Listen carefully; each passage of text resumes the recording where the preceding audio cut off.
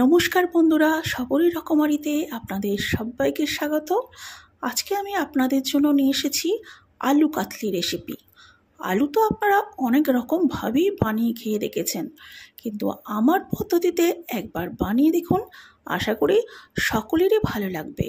আর রেসিপিটি ভালো লেগে থাকলে আমার চ্যানেলটিকে সাবস্ক্রাইব করার জন্য অনুরোধ রাখলো। আর চলুন বন্ধুরা, পদ্ধতিটি শুরু করা যাক। আজকের রেসিপিটা বানানোর জন্য আমি এখানে 3টে আলু নিয়েছি। আলুগুলোকে খোসা সহ ধুয়ে এরকম চাকা চাকা করে কেটে নিতে হবে, তবে একটু মোটা করে কাটাই ভালো, তা না হলে রান্না করার সময় ভেঙে যেতে পারে। তো আলুগুলোকে প্রথমে জলে খুব ভালো করে রগড়ে এভাবে ধুয়ে নিতে হবে, যাতে এর মধ্যে থাকা স্টার্চগুলো বা ময়লাগুলো বেরিয়ে চলে যায়। এবার আলুগুলোকে ধুয়ে নিয়ে একটা পাত্রের মধ্যে তুলে রেখে দিতে হবে। এবার আলুগুলোকে পাত্রের মধ্যে সমস্ত তুলে রেখে দিলাম। আলুগুলো আমার ধোয়া হয়ে গেছে। তো আলুগুলোকে রেখে এবার আমি একটা মশলা বানিয়ে নেব। তার জন্য আমি এখানে গ্যাসে কড়া বসে দিয়েছি। নিয়েছি 1 চামচ মৌরি, 1 চামচ জিরে আর 3টে শুকনো লঙ্কা।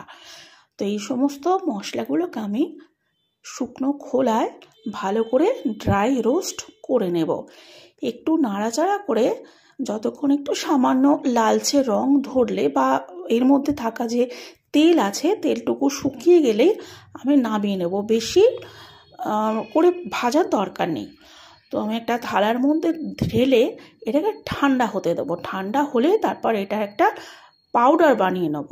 তবে খুব মিহি পাউডার বানাবার দরকার নেই, একটু দানা দানা রাখতে হবে।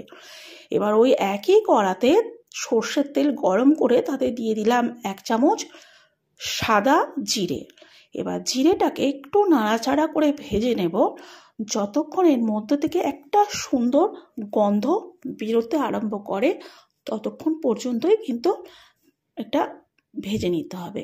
আর 2টো পেঁয়াজ আগে থেকেই আমি একটু ছোট কুচি করে রেখেছিলাম, সেটাও এই তেলের মধ্যে দিয়ে ভালো করে নাড়াচাড়া করে ভেজে নিতে হবে, যতক্ষণ না পর্যন্ত একটু স্বচ্ছ বা ট্রান্সপারেন্ট ভাব আসে ততক্ষণ পর্যন্ত একটু নাড়াচাড়া করে ভেজে নিতে হবে।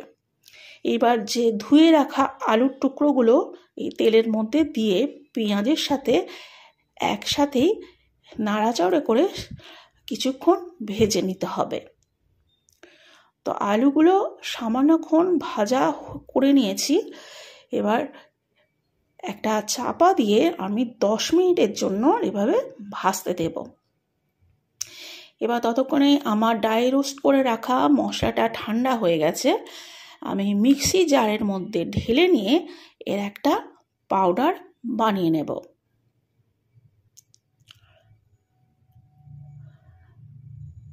ঠিক এই রকম পাউডার বানিয়ে নিয়েছি। একটু দানা দানা ভাব রয়েছে, কিন্তু পুরো একদম মিহি বানাইনি আমি।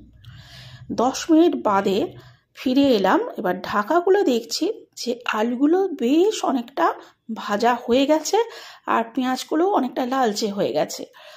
তো এই সময় আমি এর মধ্যে দিয়ে দিলাম খানিকটা নুন, 1 চামচ হলুদ গুঁড়ো আর 2টো কাঁচা লঙ্কা কুচিয়ে রেখেছিলাম, সেটাও এর মধ্যে দিয়ে দিলাম। এবার খুব ভালোভাবে সমস্ত মশলার সাথে আলুটাকে নাড়াচাড়া করে আরও কিছুক্ষণ ভেজে নিতে হবে। স্বাদ মতো নুন যেটা দিলাম আপনারা আপনাদের স্বাদ মতো ব্যবহার করবেন, আর সমস্তটা এই সময়টাতেই নুনটা দিয়ে দেবেন। এবার ঢাকা দিয়ে আরও আমি 5 মিনিট রেখেছিলাম। এবার দেখে নিচ্ছি যে আলুগুলো ভালো করে সিদ্ধ হয়েছে কিনা। একবার উলট পালট করে দিলাম নাড়াচাড়া করে। এবার এর মধ্যে মিশিয়ে দিচ্ছি 1 চামচ সস। টমেটো সস আমি এখানে ব্যবহার করেছি। আর ড্রাই রোস্ট করে রাখা যে মশলাটা গুঁড়িয়ে রেখেছিলাম সেটাও 1 চামচ মতো এর মধ্যে দিয়ে দিলাম। আপনারা আপনাদের পছন্দ মতো যতটুকুনি ইউজ করতে চান ততটাই মশলা দেবেন। এবার আবার সমস্ত মশলার সাথে ভালোভাবে আলুটাকে মিশিয়ে নাড়াচাড়া করে আরেকবার ভাজা করে নিলাম। তো বন্ধুরা, আমার রেসিপিটা একদম তৈরি হয়ে গেছে। আর এর মধ্যে আমি কিছুটা ধনেপাতাও দিয়ে দিয়েছি। এবার ধনে পাতা দিয়ে আমি ভেজে নিয়েছিলাম। এবার যেহেতু আমার তৈরি হয়ে গেছে, আমি পাত্রের মধ্যে সার্ভ করে দিচ্ছি। তো বন্ধুরা, আপনাদের কেমন লাগলো আজকের রেসিপিটি? আশা করি ভালো লেগেছে। ভালো লেগে থাকলে অবশ্যই একটা লাইক দেবেন আর কমেন্ট করে আপনাদের মতামত জানাতে ভুলবেন না। আজকে এই পর্যন্তই। আবার আসবো নতুন ভিডিওতে, নতুন রেসিপিতে নিয়ে। আপনারা ভালো থাকবেন, সুস্থ থাকবেন এই কামনা করে আজকে ভিডিওটি এখানেই শেষ করছি। Bye bye.